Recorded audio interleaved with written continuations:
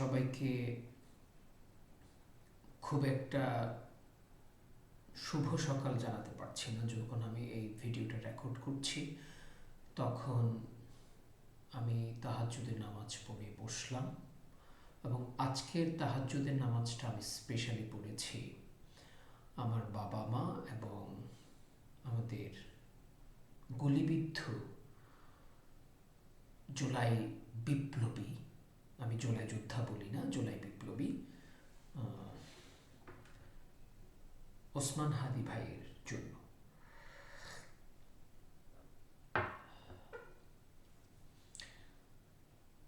এই সিরিজে আমি দুটো ভিডিও করব এবং দুটো ভিডিওরই একটাই নাম, পার্ট 1 পার্ট 2 থাকবে। নাম হচ্ছে হাদির মৃত্যু মিন্স বিএনপির মৃত্যু।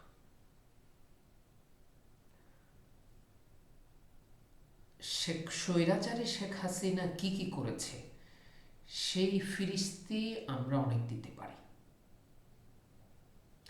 বিশেষ করে যারা আমরা শেখ হাসিনার প্রতি নম্র ছিলাম এবং যারা একসময় সক্রিয়ভাবে আওয়ামী লীগ না করলেও শেখ হাসিনা শেখ মুজিবের কার্যক্রমকে যারা সমর্থন করেছি, পার্সোনালি আমি নিজে একজন শেখ মুজিব এনথুজিয়াস্ট, যেহেতু ওনাকে নিয়ে আমি লেখালেখি করেছি, দুটো কবিতার বই লিখেছি, একটা নাটক লিখেছি এবং শহীদ আবু সাইদ শহীদ না হওয়া পর্যন্ত আমরা যারা শেখ হাসিনা রেজিমকে সমর্থন করেছি এবং শহীদ আবু সাইদের শাহাদাত এবং ছাত্রদের যৌক্তিক আন্দোলন, তাদের উপর গণহত্যার পর যারা এই গণহত্যাকে সমর্থন না করার কারণে শেখ হাসিনাকেও সমর্থন করা ছেড়ে দিয়েছি, তাদের জন্য ওসমান হাদি এবং জুলাই বিপ্লবীরা খুবই তাৎপর্যপূর্ণ।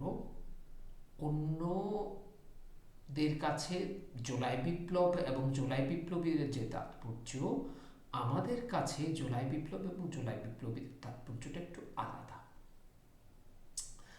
কারণ আমরা কিন্তু শেখ হাসিনার মানুষ, আমরা তাকে ছেড়ে জুলাই বিপ্লবকে ধরেছি এবং তাও হচ্ছে শেখ হাসিনা ক্ষমতায় থাকা অবস্থায়।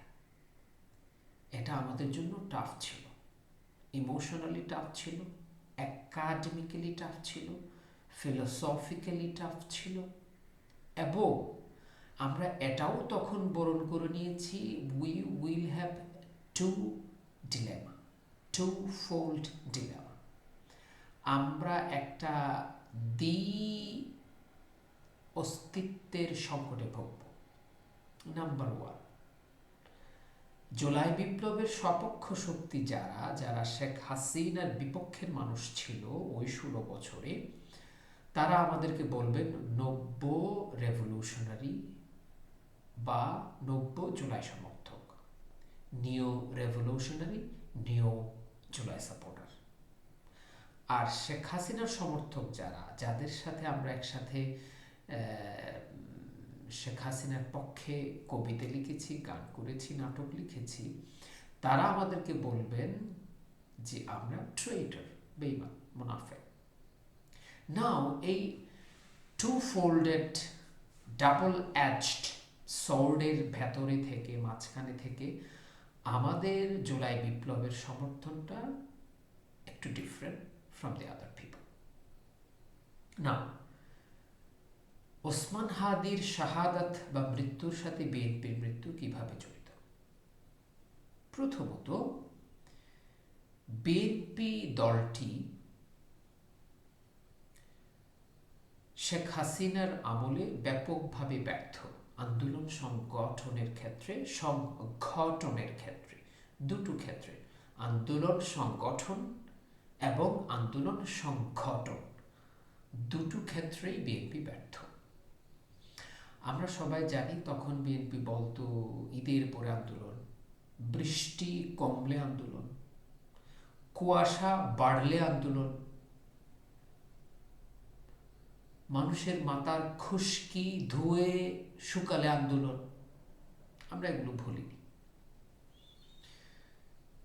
যখন বিপ্লব হলো, বিএনপি প্রথম যে চেষ্টাটা করলো সেটা হচ্ছে তারা এই বিপ্লবে তাদের শহীদের সংখ্যা প্রকাশ করেছে। তারা প্রথম, বিএনপি প্রথম এই বিপ্লবে তাদের কয়জন শহীদ হয়েছে সেই সংখ্যাটা প্রকাশ করেছে, এবং সেটার মাধ্যমে তারা এই বিপ্লবের একটা নিয়মারোলজিক্যাল স্টেট দাবি করেছে। এবং এই বিপ্লবকে রিনাউন্স করা, ডিনাউন্স করা, ডিমোটিভেট করা, ডিমোরালাইজ করা, ডিসএনফ্র্যাঞ্চাইজ করার ক্ষেত্রে প্রথম কাজটা শুরু করেছিল বিএনপি নামক এই অসহায়, অগণতান্ত্রিক, পরিবার কেন্দ্রিক, কনফিউজড দলটি।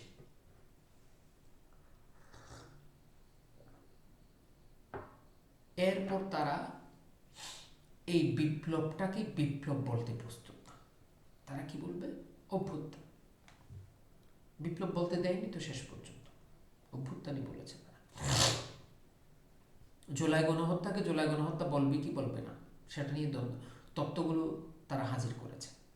তারা জুলাইয়ের সাথে মুক্তিযুদ্ধকে সামনাসামনি দাঁড় করিয়ে দিয়েছে জুলাইকে প্রশ্ন করার জন্য। তাদের যে থিঙ্ক ট্যাঙ্কগুলো রয়েছে, যদি বা ওই থিঙ্ক ট্যাঙ্কগুলোতে পানির গভীরতা কতটুকু সেটা যথেষ্ট প্রশ্নগ্রাহ্য। এবং জামাত, এনসিপি সহ অন্যান্য দলগুলো যারা বুদ্ধিজীবী তারা অলরেডি প্রমাণ করেছে যে বিএনপির যে থিঙ্ক ট্যাঙ্ক, সেই থিঙ্ক ট্যাঙ্কে পানি হয় শুকিয়ে গেছে অথবা শুকায়মান। এরপর তারা যেটা করলো আমরা দেখেছি বিপ্লবীদেরকে অসম্মান করতে। বিএনপি একমাত্র দল যারা continuously, vehemently, abruptly, but with plans, by innovating new phrases, নতুন নতুন শব্দবন্ধ পরিভাষা আমদানির মাধ্যমে বিপ্লব এবং বিপ্লবীদেরকে প্রথম অসম্মান করার, অবমাননা করার প্রয়াসগুলো চালানো শুরু করেছিল বিএনপি। আমি এখানে আওয়ামী লীগকে হিসেবের মধ্যে আনবো না, কারণ বিপ্লবটা তো আওয়ামী লীগের বিরুদ্ধে হয়েছে। সংবিধান আগেরটা থাকবে কি থাকবে না, এবং আগেরটা সংবিধান রাখার জন্য, ওই সংবিধানের জন্য মায়া কান্না দেখিয়েছে বিএনপি। এই সংবিধান ছুড়ে ফেলা যাবে না, তাদের সে কি কান্না। তাদের এক এক কোনো নেতা বোধ হয়, there is a leader named Mr. Fazlur Rahman,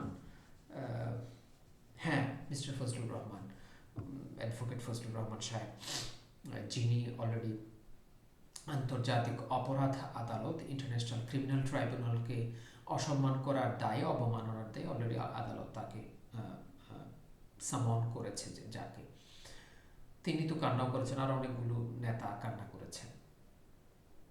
এই সংবিধান ছুড়ে ফেলা যাবে না, যে সংবিধানের অধীনে এদেশের মানুষের উপর টর্চার হয়েছে। সেটাও করেছে বিএনপি।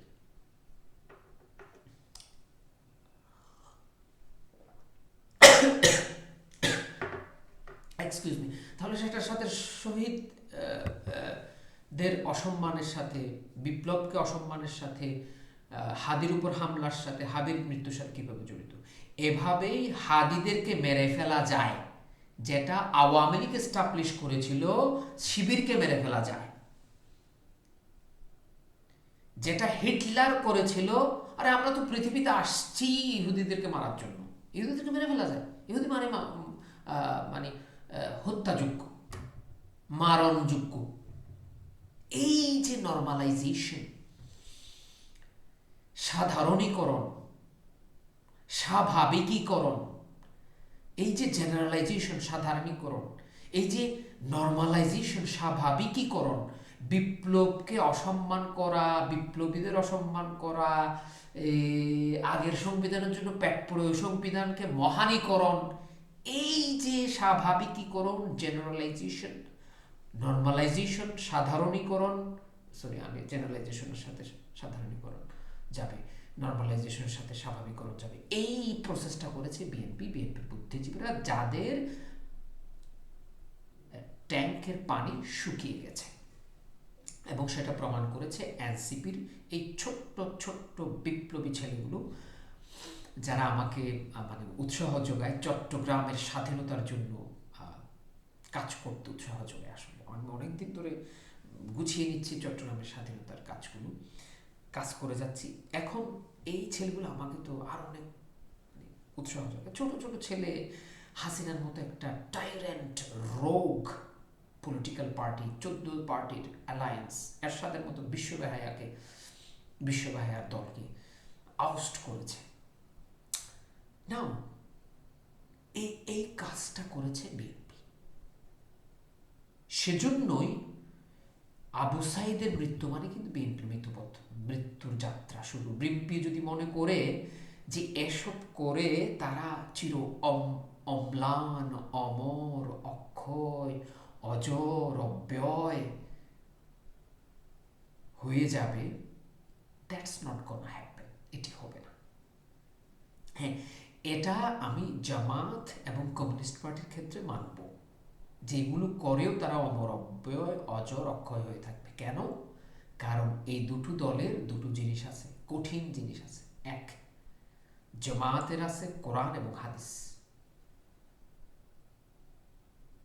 কঠিন একটা শক্তিশালী জিনিস। কমিউনিস্ট পার্টির আছে ডাস capital, communist manifesto.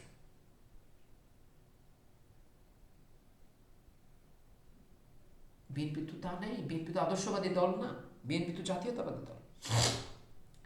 Nationality can be faded and redefined. জাতীয়তা সবসময় ক্ষীয়মানও হতে পারে এবং পুনঃসংজ্ঞায়ন হতে পারে। কিভাবে? আপনাদের মনে আছে আনোয়ার সাদাতের প্রেসিডেন্ট আনোয়ার সাদাত, মরহুম প্রেসিডেন্ট আনোয়ার সাদাত, মিশরের প্রেসিডেন্ট, উনি আরব জাতীয়তাবাদের ডিফাইন করেছিলেন, জাতীয়তাবাদের সংজ্ঞা দিয়েছিলেন। সেই সংজ্ঞার ভিত্তিতে পুরো আরবে একটা হুলস্থুল কাণ্ড ঘটে গেল।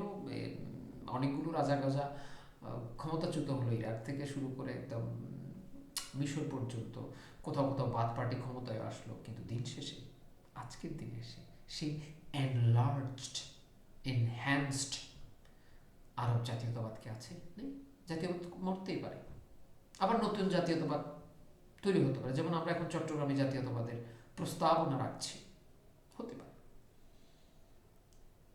এবং সেটার ভিত্তিতে জাতিরাষ্ট্র হতে পারে। এই যে বাঙালি জাতীয়তাবাদের ভিত্তিতে বা বাংলাদেশ আছে জাতীয়তাবাদের ভিত্তিতে বাংলাদেশ রাষ্ট্রটা হলো তো। আবার জাতীয়তাবাদ রিডিফাইন্ড হতে পারে।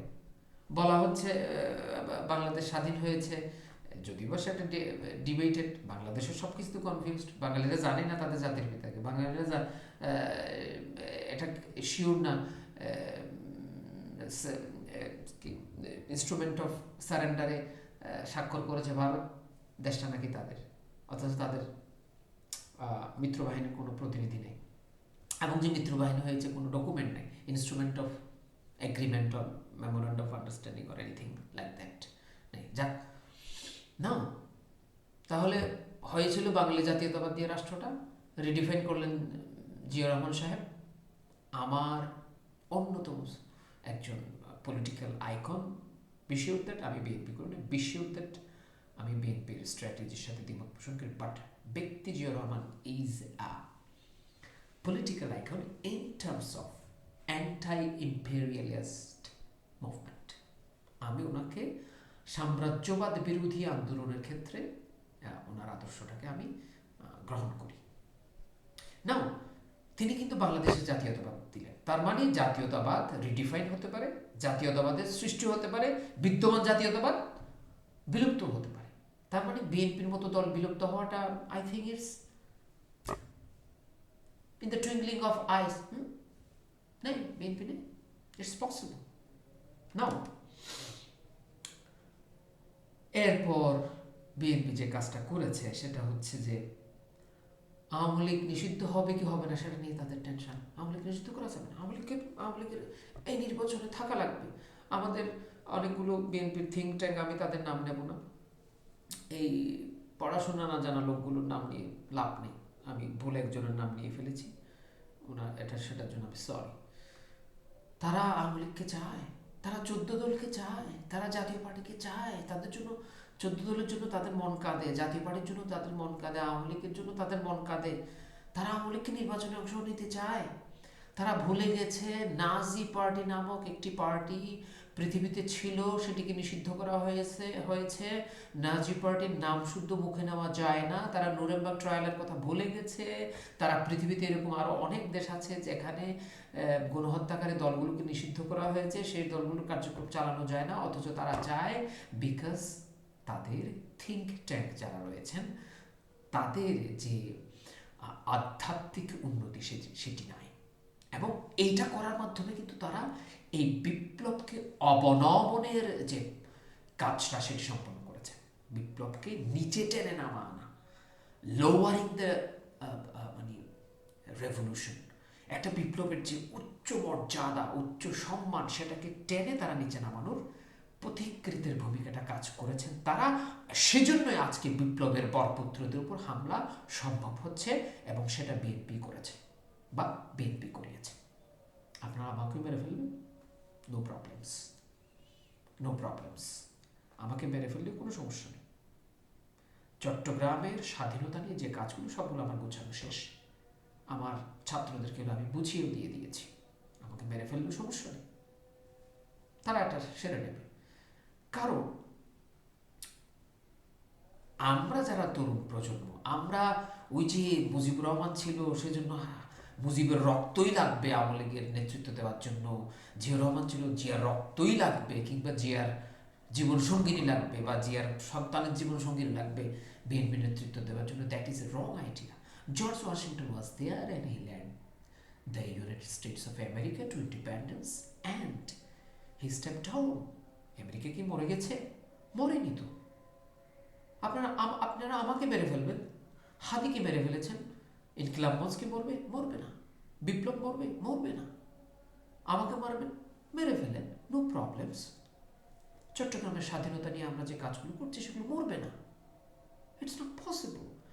কারণ আমি পার্সোনালি জিয়া এবং শেখ মুজিব পরিবার যেটা বিশ্বাস করে, যে জিয়ার রক্তই লাগবে, কিংবা জিয়ার পরিবারের জীবন সঙ্গিনী লাগবে বিএনপিকে ঠেকানোর জন্য, মুজিবের রক্ত লাগবে আওয়ামী লীগকে ঠেকানোর জন্য, দ্যাটস রং।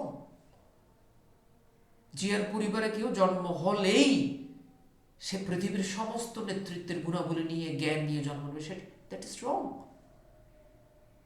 কই জর্জ ওয়াশিংটনের রক্ত না ছাড়াই তো আমেরিকা খুব ভালোভাবে এগিয়ে যাচ্ছে, এবং পৃথিবীর 1 নম্বর রাষ্ট্র হচ্ছে আমেরিকা। তার মানে আপনি আমাকে মেরে ফেললেও চট্টগ্রামের জাতীয়তাবাদ, চট্টগ্রামের স্বাধীনতা নিয়ে কাজ চলবে।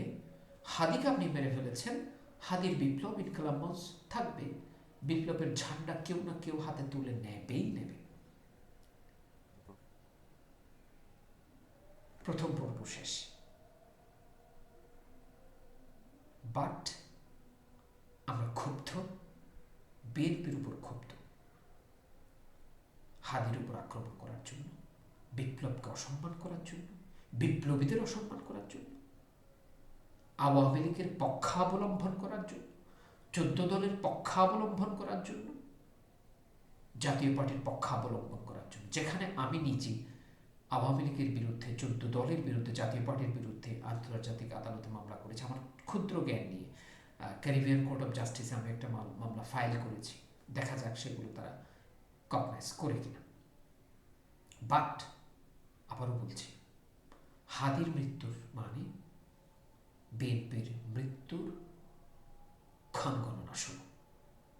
আমার প্রথম পর্ব এখানে শেষ, দ্বিতীয় পর্ব দেখুন।